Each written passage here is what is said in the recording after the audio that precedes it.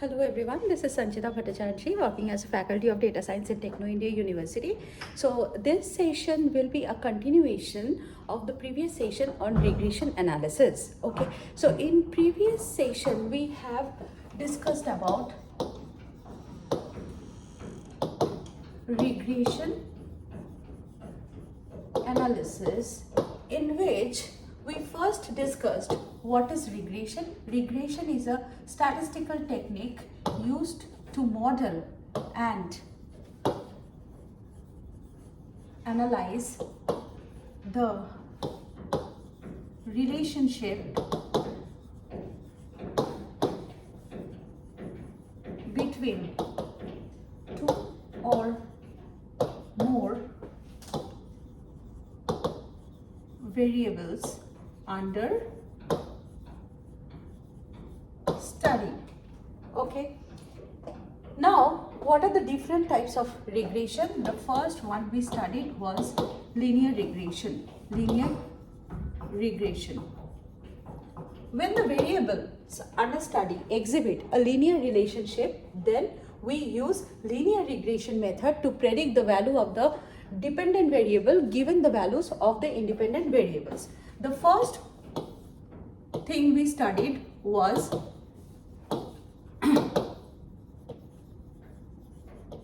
simple linear regression, where we have one dependent which is to be predicted given the values of one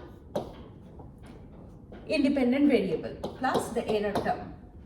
Okay, error term happens whenever we are predicting the future given the current values.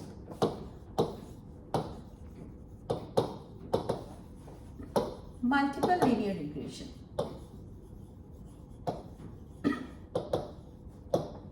Given the dependent variable, sorry, we need to predict the dependent variable given the values of more than one independent variables.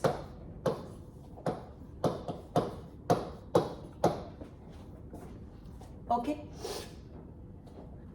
Our task is to find these coefficients beta naught, beta 1, beta 2, beta 3. Then only we will be able to find out the value of y for given values of x's. Okay. The second type of regression that we have studied was logistic regression. Logistic regression, which is used for predicting the probability of the outcome variable to be equal to 1. That means it is used in binary classification problem where your outcome variable will take the values like 0, 1, okay, or yes, no. So instead of predicting y, here we find out the probability of y is equal to 1. This is given by e to the power beta naught plus beta 1 x1 plus beta 2 x2 divided by 1 plus e to the power beta naught plus beta 1 x1 plus beta 2 x2. Example of linear regression: predicting prices of houses depending on size and location. Example of logistic regression: whether a customer will buy a house or not.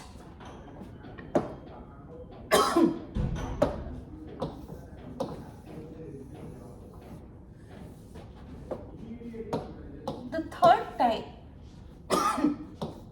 of regression that we have discussed was polynomial regression. When the relationship between the variables under study is not linear, then we extend linear regression to capture non-linear relationships by introducing polynomial terms. How do we do that?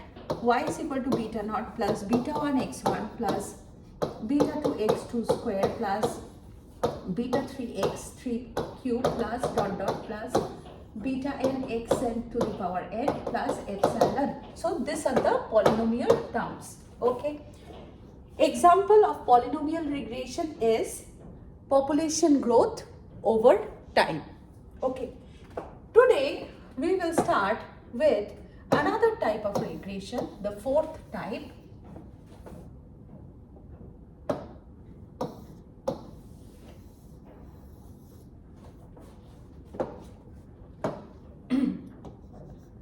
That is known as time series. That is known as time series regression. It is used when the dependent variable changes over time. For example, forecasting stock prices or temperature trends.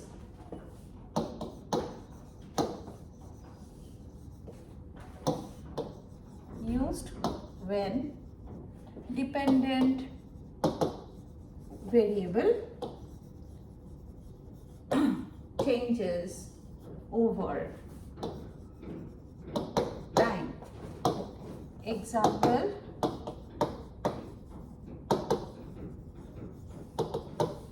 predicting stock prices or temperature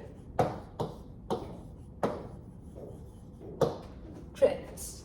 Okay, so these are the four types of regression that we have discussed so far: linear regression, logistic regression, polynomial regression, and time series regression. Okay, now what are the applications? Where do we apply regression analysis? Business. First one is business, where we forecast sales, risk, etc. Number two, healthcare, where we predict disease, patient outcome analysis. Number three, economics, GDP forecasting, inflation rate prediction, and then we also apply regression in engineering for quality control, energy consumption prediction, and so on. So today we will start with linear regression. How do we apply linear regression? Now,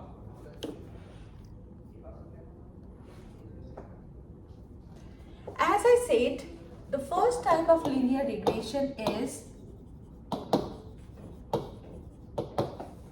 simple linear regression, where we have one dependent variable to be predicted when we have been given the value of one independent variable plus the error term. So y is my dependent variable, x is my independent variable, beta naught is known as the intercept. What do we mean by intercept? Value of y when x is equal to 0. And beta 1 is the slope. What do we mean by slope? Slope is change in y for a unit change in x.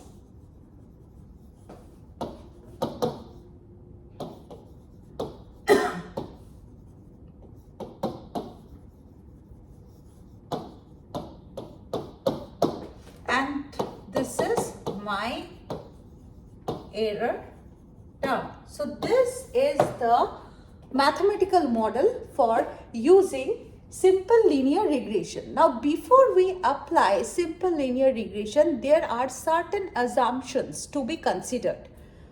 What are those assumptions?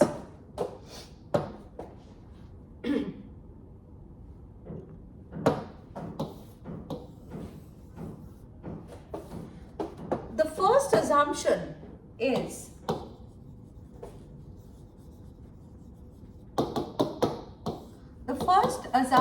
is linearity. Of course, the variables under consideration needs to be linearly related to each other.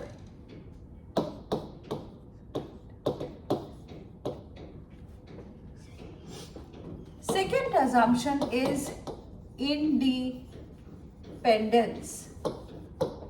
The variables under consideration, the observations must be independent of each other.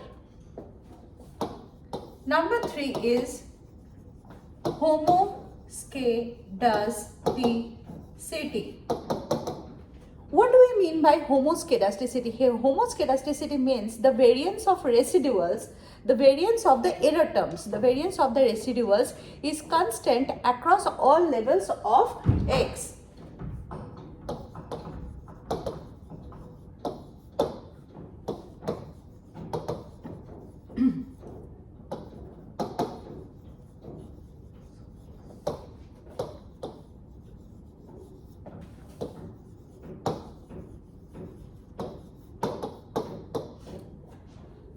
So, linearity, dependence and homoscedasticity. The fourth assumption is normality of residuals. Residual means this residuals. That means the residuals, the errors should be normally distributed. Okay. Number 5, the fifth assumption, which is very important. The fifth assumption, which is very important, is no multicollinearity. What do we mean by multicollinearity? The independent variables should not be highly correlated. So, in case of simple linear regression, we have only one independent variable. But suppose we are considering multiple linear regression, okay? Multiple linear regression, say we have 3 variables under consideration, 3 independent. These variables should not be highly correlated. This condition is known as multicollinearity. So, first condition is linearity, that is the variables y, x should be linearly related. Second is independence, the observations, the values of x and the values of y. Like I said, mathematics marks and statistics marks, these observations, they should be independent of one another. Homoscedasticity, that means the variance of the error terms should be constant across all levels of x. The normality of the residuals, the error terms must follow what?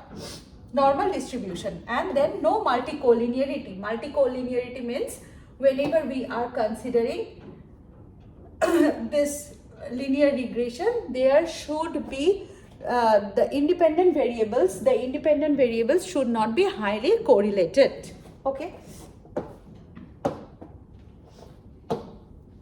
The independent variables should not be highly correlated. So, as I said, today we will start with linear regression. Say simple linear regression. Okay. Equation is given as y is equal to beta naught plus beta 1 x plus epsilon. Okay. Now, how is linear regression estimated? How is linear regression estimated? Here, our goal is to find the best fitting line by minimizing the difference between actual and predicted values. Okay.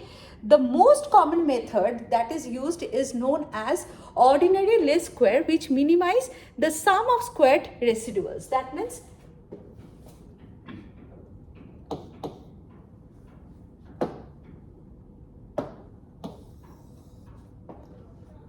residuals are given by, what is this residual? Residual is the difference. Residual is the difference between actual and predicted values.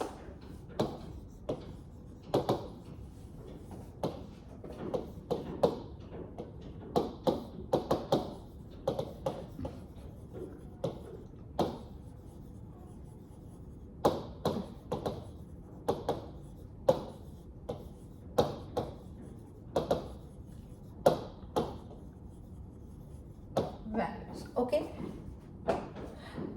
so we find out the best fitting line by minimizing the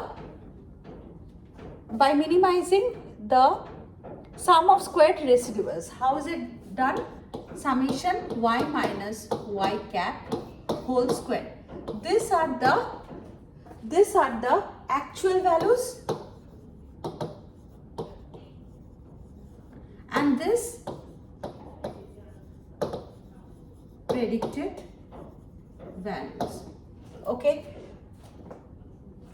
this method is known as ordinary least square, where we find the best fitting line by minimizing this difference between the actual and predicted values. Okay, now how is it done? Let me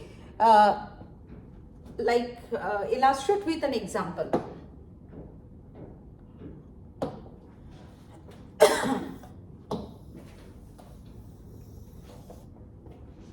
Let me illustrate with an example.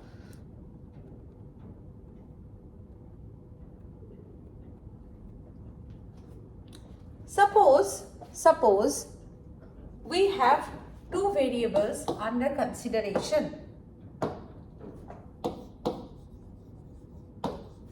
We have two variables under consideration. House size given in, say, house size given in square feet, and then there is price given in $1,000. Okay, so house price given in square feet and given in $1,000. So say 1,000, 1,200, 1,500, then 1,800, and the last one we are taking is 2,000. Okay, now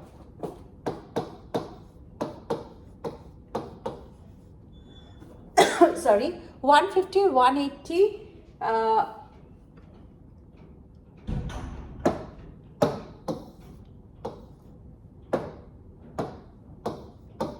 say 150, 180, 210, then 250, then say 280. Okay, now suppose we are to predict the price of a house when this is, say, 2100. What will be the price? This is my problem.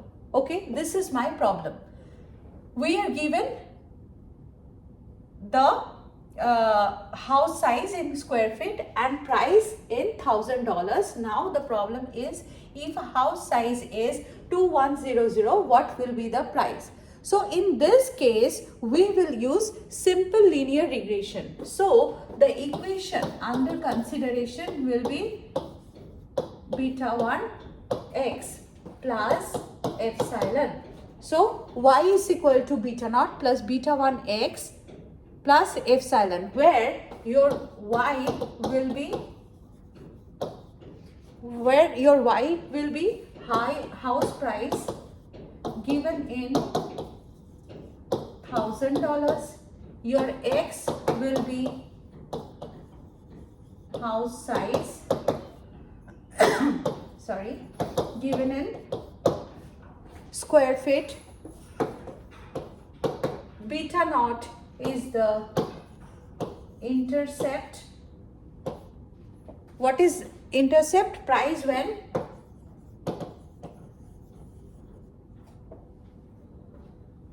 x equal to 0, and beta 1 is, and then your beta 1 is the slope. What is the slope? Unit change in price per unit change in square foot. Change in price per unit change in square foot. Okay, epsilon is the error term. Okay, so epsilon is the error term. As I said, our task is to estimate these coefficients beta naught and beta 1. Okay, so once we find out the beta 1 and beta naught, then we will be having the prediction line to be equal to beta naught cap plus beta 1 x. Okay, now for given values of x, even if you put the values of x, that is house size, here if you put 1800, 1200, okay, 1500, 1800, 2000, okay, then you will get the predicted values of y. Then you will get the predicted values of y for these values, given the values of beta naught and beta 1. Suppose beta naught cap turns out to be star, the value, numeric value. Beta 1 turns out to be double star. So once you know star and double star, you just put the values of x and you will get accordingly the values of y. Okay, so these are actual y. These are actual y.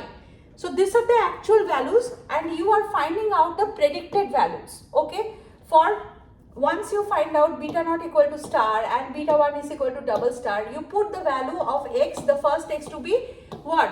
1000. When you put x to be 1000, you get a value of y. Now you see the difference between this y and this y. This is given as epsilon. This is given as epsilon. Okay, this is given as epsilon. Okay, so let me tell you again. Okay, so we have here house size and house price. This is y, this is x. Okay, so house size is starting from, let me just look at the data. House size is starting from 1000, 1200, then it is 1500, 1800 and 2000. These are the house sizes given in square feet. And then we have 150, then 180, 210, okay, 250, 250 and 280. 250 and 280. Now we need to predict the house price given the house size. Say what will be the house size if this is 2200 square feet house. Okay. Now to predict this y, we will use the equation y is equal to beta naught plus beta 1 x plus epsilon. What is this epsilon? This epsilon is the difference between the actual value, these are the actual value, and the predicted value. How do we get the predicted value?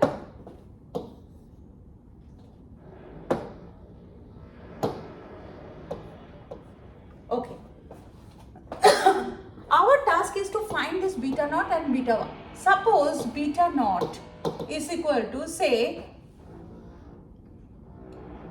20 and say beta 1, arbitrarily I am saying, say is equal to 10. Okay, so you have y is equal to what? 20 plus 10 into x, okay, plus epsilon. This is your equation. Now how will you find what will be the predicted value of y when x is equal to 1000? Predicted y is equal to this plus 10 into what is the value of x? 10,000. Okay, so you get y cap. This y cap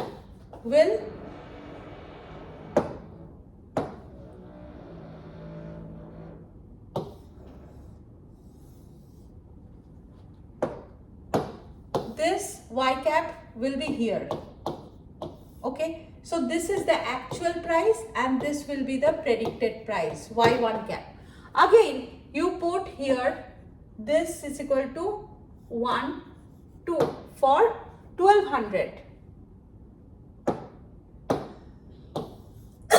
10 into say 1200. For this I am predicting, for this 1200. Okay, so you get the value of y2 cap. So here we have y2 cap.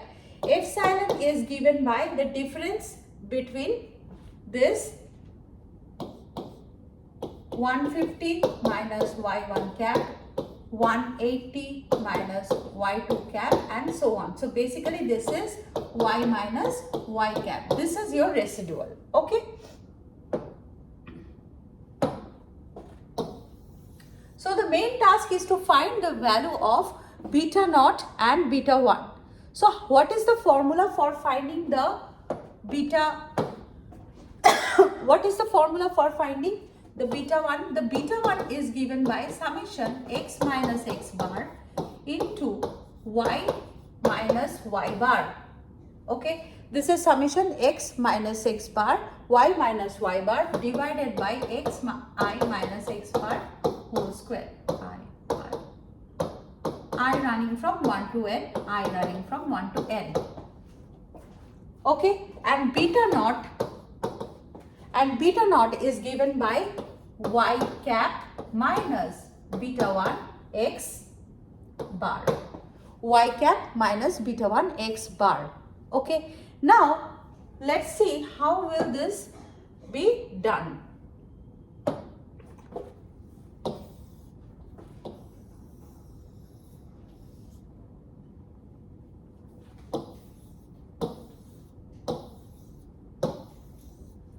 Okay, so first we have beta 1 is equal to summation xi minus x bar into yi minus y bar, and then we have summation xi minus x bar whole square. Beta naught is equal to y cap minus beta 1 x bar. Okay, so this is the formula for my beta 1 and beta naught. This is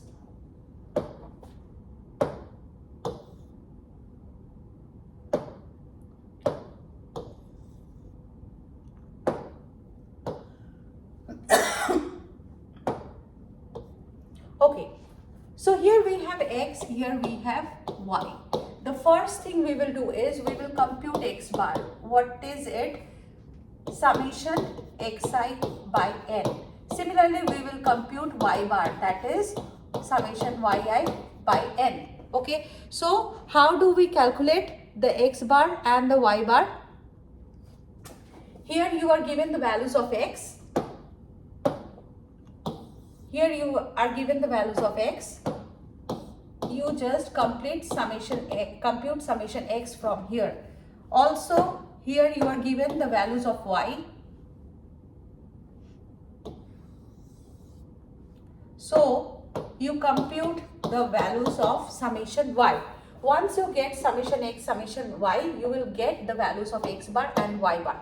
Now what do we need? We need xi minus x bar. So the next column will be xi minus x bar. That means whatever x bar you have computed, you subtract that value from this 1000. 1000 minus x bar, 1200 minus x bar, and so on. The next is yi minus y bar. Okay, similar thing is to be done with the y column with the y bar. Okay, so 150 minus y bar, 180 minus y bar, 210 minus y bar, and so on. Here you compute summation xi minus x bar, and here you compute summation yi minus y bar. Okay, we also need this square term. Okay, so we can also create another column xi minus x bar square. Whatever quantity you get here, you just square it. And you will get the sum xi minus x bar whole square. Okay, so you get a value over here, you get a value over here, and you get a numeric value over here.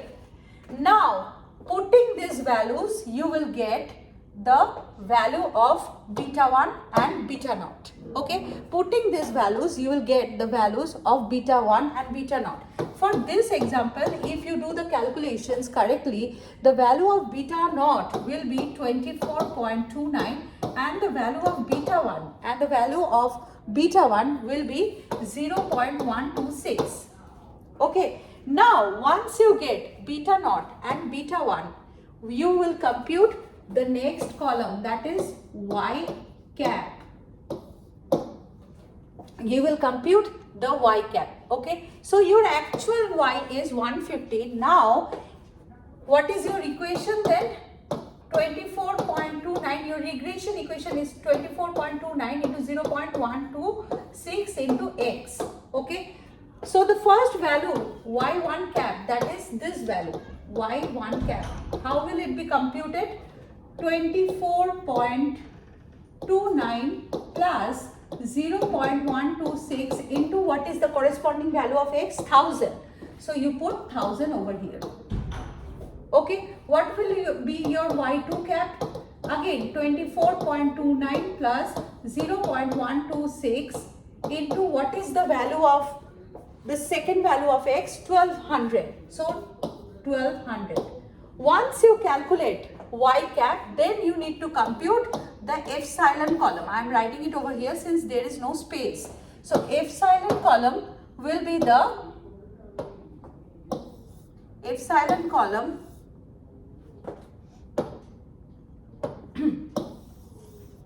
epsilon column will look like this.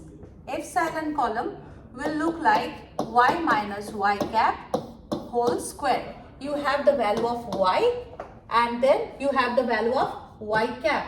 Subtract and you will get the values of this. Okay. So this is how we calculate the regression equation and we find the values of the residuals. Now this is the equation of your regression line. For any given values of x, you will be able to find out the value of y. So if you need the price for a house whose size is say 1600 square feet, you just put 1600 over here and you get the price of the house. That is, you put say y cap is equal to what?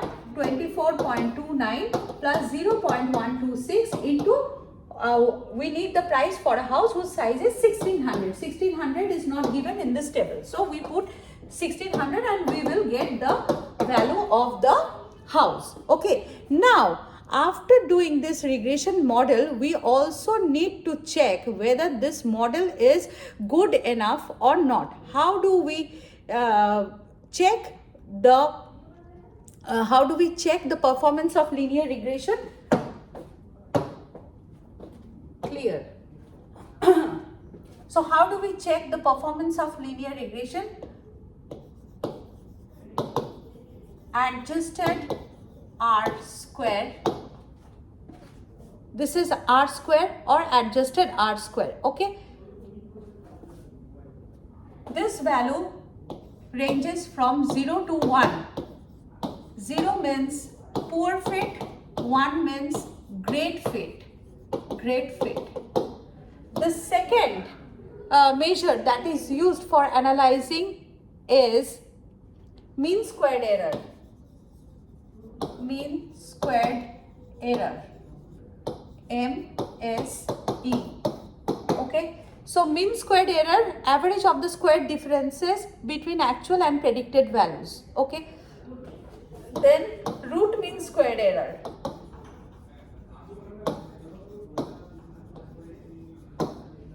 And lastly, we have the p-values. P-values are used to check the significance of individual predictors.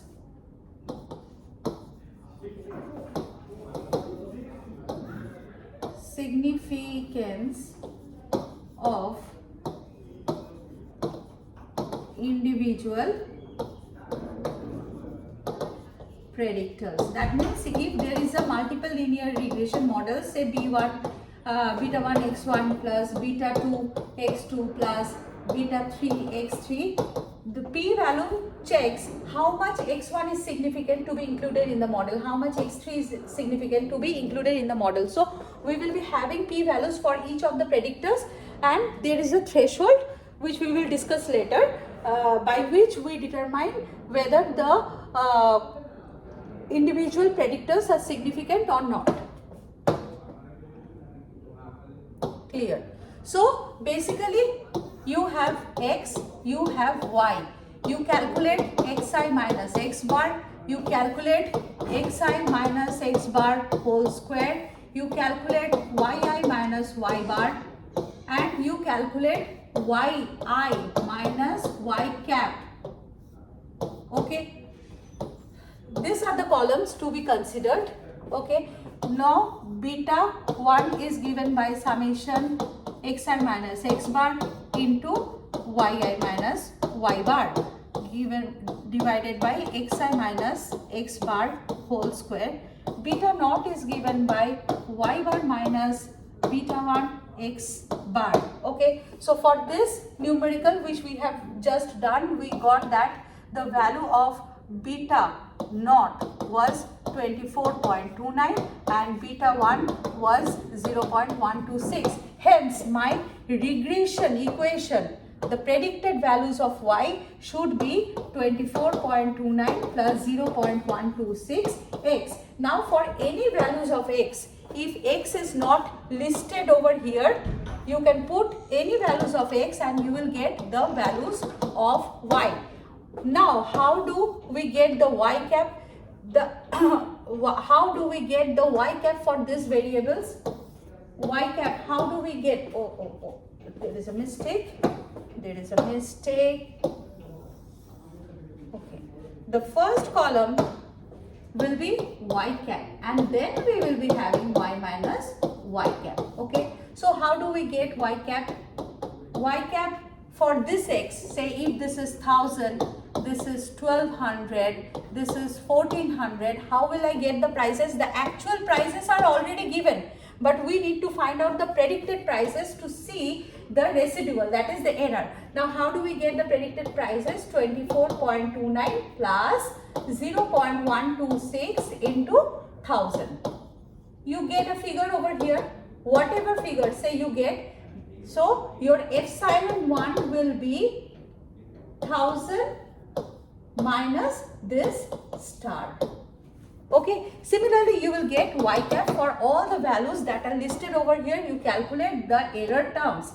Also you can predict the value of y, for any given values of x for this with the help of this regression equation. So that's how we perform simple linear regression using the ordinary least square method. Okay, I hope the session was